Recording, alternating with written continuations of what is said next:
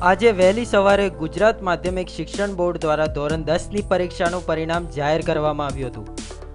આ પરિણામ માટે ગુજરાતના મુખ્યમંત્રી આનંદીબેન પટેલે વિદ્યાર્થીઓને અભિનંદન પાઠવ્યા હતા અને સારા ભવિષ્ય માટે શુભેચ્છાઓ પણ પાઠવી હતી।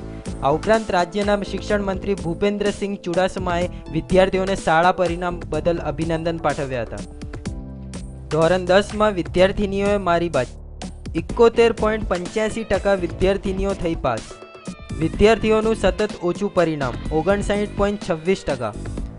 ધોરણ 10 અંગ્રેજી માધ્યમનું પરિણામ 88.42%। ગુજરાતી માધ્યમનું પરિણામ 62.80%।